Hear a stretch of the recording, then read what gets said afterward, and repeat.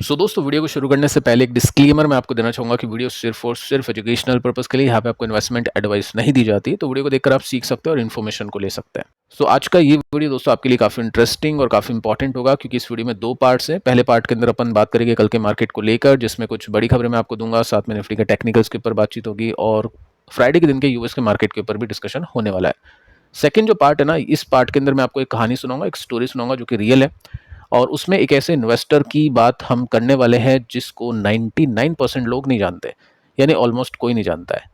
अब ऐसा कैसे इन्वेस्टर है जिसको कोई नहीं जानता है, और उसके ऊपर बात करना क्यों इंपॉर्टेंट है? देखिए, बात करना इंपॉर्टेंट है क्योंकि आपने सुना है वॉरेन बफेट के बारे में, चार्ली मंगर के बारे में, लेकिन इनके साथ में एक और व्यक्ति था जिनका नाम है रिक।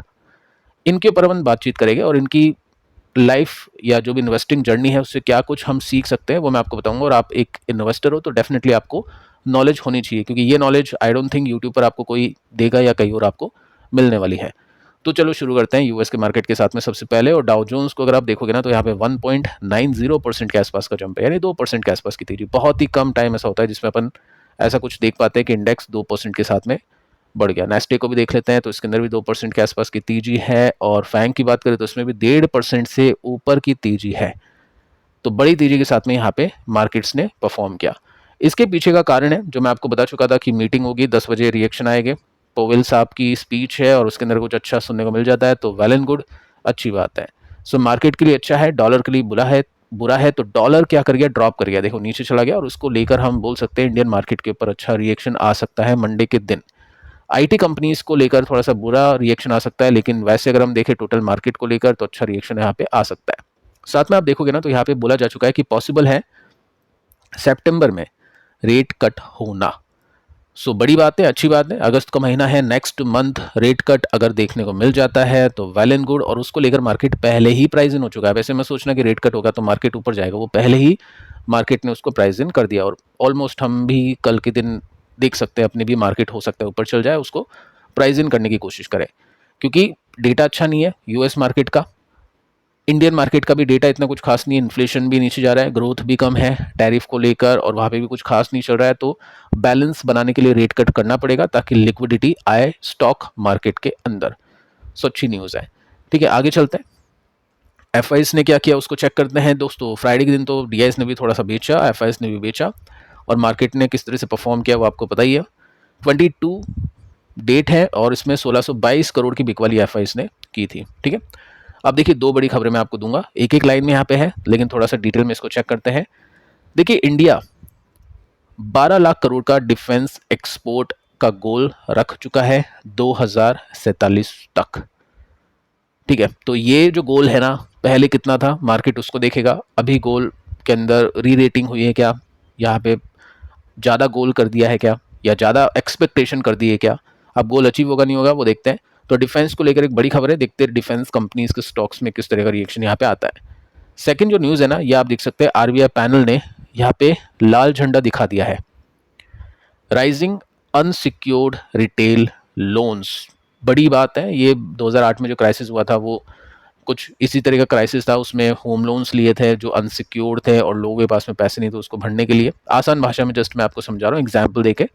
तो ऐसे यहाँ पे जब भी आरबीआई रिस्क करता है तो बैंक्स के स्टॉक्स के ऊपर प्रेशर पड़ता है, एनबीएफसीज के ऊपर प्रेशर पड़ता है, जो भी रिटेल लोन्स में काम करते हैं ऑलमोस्ट हर एक करता है, तो उसके ऊपर प्रेशर पड़ता है।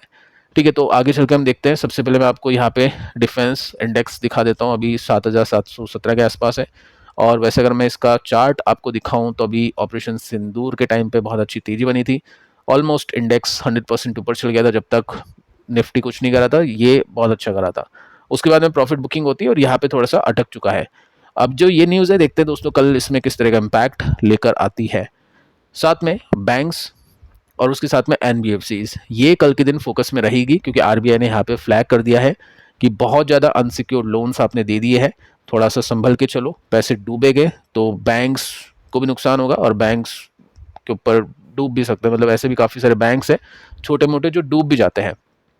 ठीक है, वो सब चीज़ें होती है। अभी येस बैंक के अंदर जो सीन हुआ था, येस बैंक ने कॉर्पोरेट लोन्स बहुत ज़्यादा दिए थे, कंपनीज को लोन्स दिए थे, तो वो कोई भी कंपनी लोन खा जाती है, पैसे नहीं देती है, तो बहुत मोटा पैसा डूबता है। रिटेलर इतना पैसे लेते नहीं है, तो वो छोटी छोटी टिकट साइज के अंदर होता है वो, तो कुछ रिटेलर पैसे दे भी नहीं तो कोई बैंक के ऊपर इम्पैक्ट नहीं पड़ता है कुछ खास। लेकिन स्टिल यहाँ पे फ्लैग तो किया है रिटेल लोन बुक के ऊपर, तो एनबीएफसीज है और साथ में बैंक्स है जिनके ऊपर फोकस होगा कल के दिन। अब देखिए, अगर मैं आपको बताऊं दो ऐसी कंपनीज जिसमें से एक बैंक है और एक एनबीएफसीज है जो पुरानी है, 10-10 साल का डेटा है, लार्ज कैप कंपनीज है और सबसे अच्छा परफॉर्म करिए, तो बैंक्स में आईसीआईसी बैंक आता है। अब इसके पास भी रिटेल लोन बुक बहुत ज़्यादा है। चोला फाइनेंस भी आता है जिसके पास भी रिटेल लोन बुक बहुत ज़्यादा है। ठीक है, तो दोनों कंपनीज के स्टॉक अच्छी कंपनीज के स्टॉक्स है। इन्वेस्टर ऐसे समय का वेट करते हैं कि जब भी कुछ ऐसी न्यूज़ आती है, तो अगर कुछ होता है, कुछ टाइम तक स्टॉक अंडर परफॉर्म करते हैं, वैल्यूएशन कंफर्टेबल लगती है, तो चांस लेते हैं। देखते हैं दोस्तों कल इसमें किस तरह का इम्पैक्ट देखने को मिलेगा। सो दोस्तों निफ्टी पे आते हैं। निफ्टी को अगर आप देखोगे तो कुछ चेंजेस नहीं है, हम बातचीत कर चुके हैं इसके ऊपर। यहाँ पे एक हैमर पैटर्न बना है जो कि बैरिश हैमर है, और ये ऐसा इसलिए हुआ क्योंकि एकदम से प्रॉफिट बुकिंग हुई, और यहाँ पर आप देखोगे ना तो निफ्टी ने अपने सपोर्ट को वापस से ले लिया है।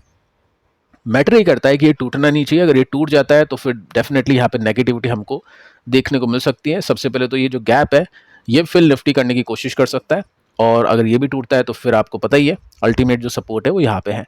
लेकिन अगर ये बचता है तो रेसिस्टेंस आपको यहाँ पे निफ्टी का देखने को मिल जाएगा। तो कल पिक्चर क्लियर होगी। वैसे भी यूएस के मार्केट अच्छा परफॉर्म कर चुके हैं, तो ब्रेकडाउन की एक्सपेक्टेशन तो आई डोंट थिंक कोई कर रहा होगा। ठीक है, एक ब्रेकडाउन की एक्सपेक्टेशन तो है नहीं। तो देखते हैं दोस्तों कल किस तरह का माहौल मार्केट में बनता है। सो अब दोस्तों बात करते हैं एक ऐसे इन्वेस्टर के बारे में जिनके बारे में मतलब काफ़ी लोग नहीं जानते, ऑलमोस्ट हर कोई नहीं जानता है। कमेंट आप करके बताना अगर आपको इनके बारे में पता हो। इस वीडियो को देखने से पहले तो कमेंट कर सकते हैं, नहीं पता हो तो वो भी आप लिख देना। ठीक है, इन दोनों को आप जानते हैं, वॉरेन बफेट है, चार्ली मंगर है, और ये है रिक। ठीक है, इन दोनों के साथ में काम करते थे। आपको आगे चल के मैं बताता हूँ सबसे पहले इनके बारे में। देखिए दोस्तों, यहाँ पे आप देखोगे ना तो आपको दिखाई देगा इनका पूरा नाम, जिसमें आप पढ़ सकते हैं यहाँ पे। इनको जेपी रिक के नाम से जाना जाता था, और आगे चल के मैं आपको तस्वीर आप इनकी देख सकते हैं, चाहे तो आगे चल के देखिए। यहाँ पे एक सिंपल सी कहावत है जो कि यूएस मार्केट के अंदर जो भी इन्वेस्टर्स हैं उनकी कम्युनिटी के अंदर काफ़ी ज़्यादा प्रसिद्ध है। To get rich don't be a rick. अगर आपको रिच बनना है तो आपको रिक नहीं बनना चाहिए। अगर आप रिक बन गए तो आप रिच नहीं बन पाओगे। अब रिक नहीं बनना चाहिए इसका मतलब इन्होंने कुछ ना कुछ किया होगा, पैसे डुबाए होंगे। उससे अपन सीखते हैं कि क्या गलती की है, जिसकी वजह से इनका नाम नहीं आता है वॉरेन बफेट और चार्ली मंगर के साथ में। ठीक है, कभी कभी क्या होता है, कभी कभी नहीं, हमेशा जब भी आप कोई कर रहे होते, बड़ा काम कर रहे होते, इन्वेस्टिंग कर रहे होते या कुछ और कर रहे होते हो जहाँ पे रिस्क होता है, तो आपको ये नहीं सोचना है कि मुझे क्या करना चाहिए। आपको सबसे पहले ये सोचना है कि मुझे क्या नहीं करना चाहिए। ऑटोमेटिकली आपके पास में वो चीज़ें आ जाएगी जो आपको करनी चाहिए, अगर आप ये सोच लोगे जो चीज़ मुझे नहीं करनी चाहिए। तो अभी हम यहाँ पे देखने वाले हैं क्या चीज़ अपने को नहीं करनी चाहिए।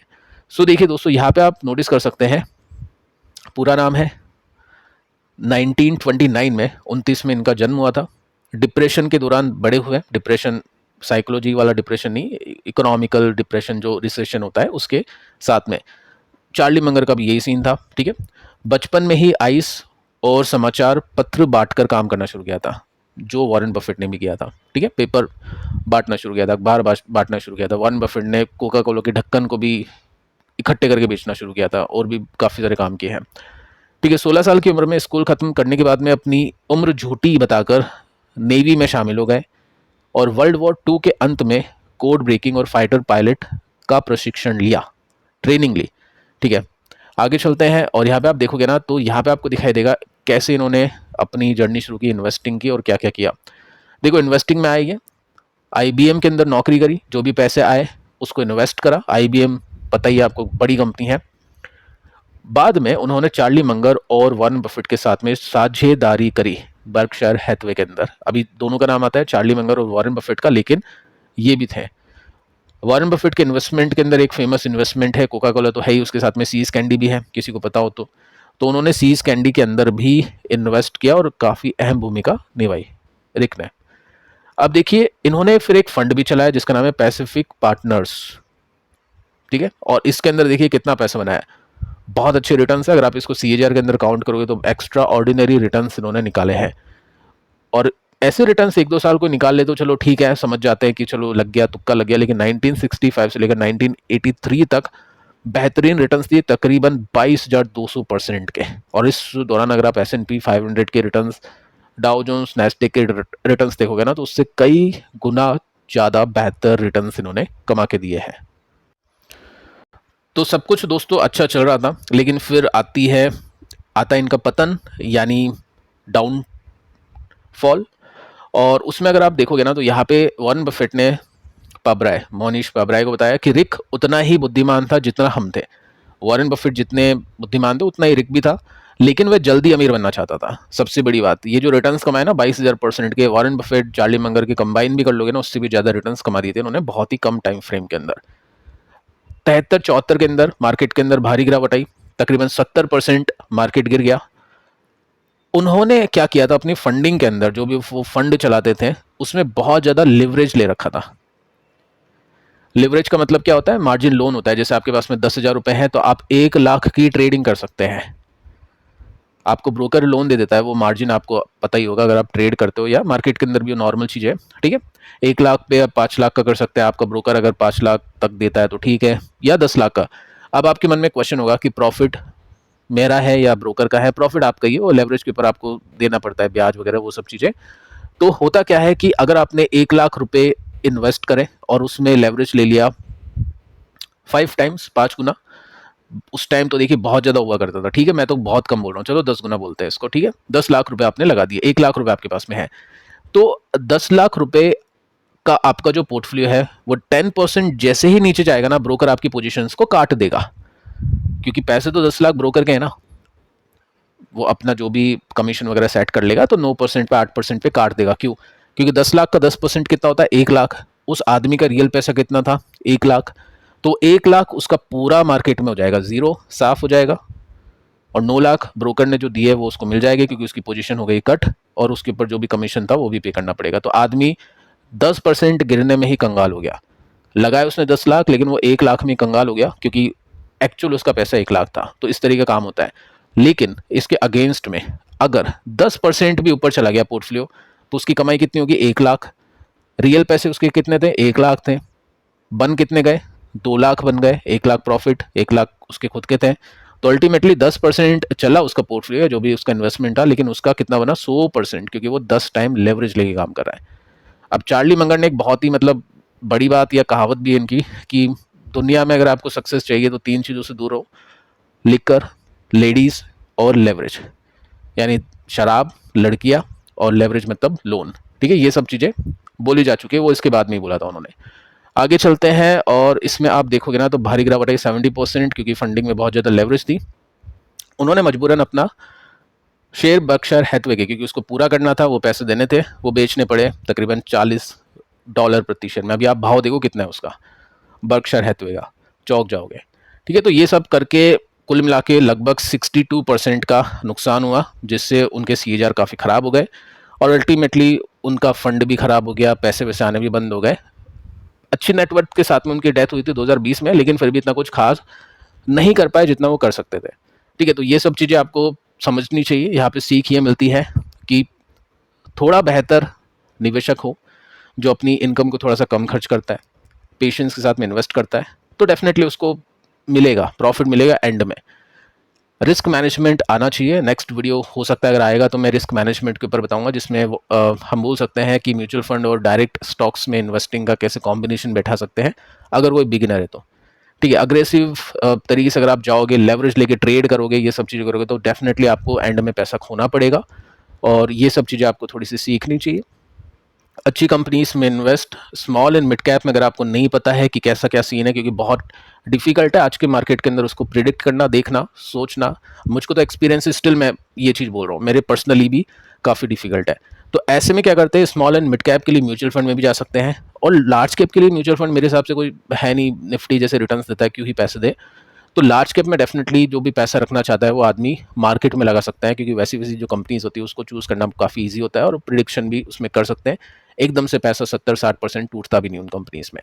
तो ठीक है, आगे चल के बात करते हैं उसको लेकर। बाकी ये जो कहानी है या फिर जो आप बोल सकते हैं इनके ऊपर बातचीत है, आपको कैसी लगी आप चाहे तो नीचे कमेंट कर सकते हैं। इस तरह से और भी काफ़ी सारे इन्वेस्टर्स हैं जिनके बारे में मुझे नॉलेज है, आपके साथ में शेयर करूंगा अगर आपको लगता है कि करना चाहिए मुझको शेयर। सो फिलहाल दोस्तों इस वीडियो में इतना ही। कल के यानी परसों के दोनों वीडियोस आप देख लेना, ये भी काफ़ी इंटरेस्टिंग इंपॉर्टेंट है। इसमें भी कुछ यूट्यूबर्स के बारे में डिस्कशन मैंने किया है, अभी जो घपले किए हैं यूट्यूबर ने 400-500 करोड़ रुपीज़ के, वो सब कुछ हमने यहाँ पे बातचीत की, तो इसको भी आप जरूर से देख लेना। मिलते हैं नेक्स्ट वीडियो में, तब तक के लिए बाय बाय।